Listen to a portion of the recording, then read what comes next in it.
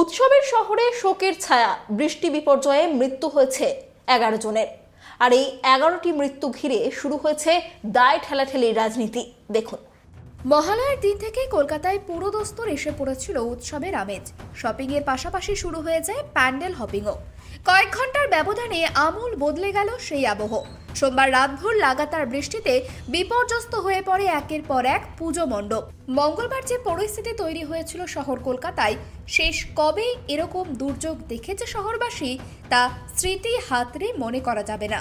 গোটা শহর যেন জলের তলায়, আর সেই জমা জলেই ছিঁড়ে পড়ে বিদ্যুতের তার, আর তাতেই বিদ্যুৎ পৃষ্ঠ হয়ে মৃত্যু। একজনের নয়, এক এক করে প্রায় 11 জনের মৃত্যু হয়েছে বিদ্যুৎ পৃষ্ঠ হয়ে। পরিস্থিতি নিয়ে উদ্বেগ প্রকাশ করেছিলেন মুখ্যমন্ত্রী মমতা বন্দ্যোপাধ্যায়। এর দায় কার, সেই প্রশ্ন উঠতেই সিএসসির ওপর চাপিয়েছেন দায়ভার মুখ্যমন্ত্রী মমতা বন্দ্যোপাধ্যায়। গত মঙ্গলবার তিনি জানিয়েছেন, মৃতদের পরিবারকে ক্ষতিপূরণ দিতে হবে সিএসসিকেই। যারা মারা গিয়েছে তাদের পরিবারকে সাহায্য করার এবং তারা যাতে কোনো কাজে সুযোগ পায় তার ব্যবস্থা সরকার করবে। কিন্তু বিদ্যুৎ দপ্তরও, বিশেষ করে সিএসসি দপ্তর, তাদের দায়িত্ব অস্বীকার করতে পারে না। তাদেরও 5 লক্ষ টাকা করে কম্পেনসেশন মিনিমাম এই ফ্যামিলিগুলোকে দেওয়া উচিত। বুধবার দুর্গোৎসবের উদ্বোধনে গিয়ে মমতা বন্দ্যোপাধ্যায় জানিয়েছেন, সিএসসি যদি মৃতদের পরিবারকে চাকরির ব্যবস্থা না করে কর্মসংস্থান করে দেবে তার সরকার। কি চাকরি পাবেন সেটাও জানিয়েছেন মুখ্যমন্ত্রী। রাজ্য সরকারের তরফেও স্বজন হারানো পরিবারগুলিকে 2 লক্ষ টাকা করে দেওয়া হবে। দীর্ঘদিন ফরাক্কায় ড্রেজিং হয়নি, এটা আমাদের আন্ডারে নয়। কেউ কেউ এই দুর্যোগ নিয়েও খুব উল্টোপাল্টা মন্তব্য করছেন, কোনো রাজনৈতিক দল এবং কেউ তাদের উদ্দেশ্যে আমি বলবো, দুর্যোগ নিয়ে এগুলো করতে যাবেন না। উত্তরাখণ্ডেও অনেক মানুষ মারা গেছে দুর্যোগে, আজও সেখানে কোনো কানেকশন নেই। উত্তরপ্রদেশে দুর্যোগ হয়েছে। উৎসবমুখর কলকাতায় প্রাকৃতিক দুর্যোগ নিয়েও তুঙ্গে রাজনীতির পারদ। কলকাতার জলমগ্ন পরিস্থিতি নিয়ে নিজের দায় এড়িয়ে কেন্দ্রীয় সরকারকেই দোষেছেন মন্ত্রী মানস ভুঁইয়া।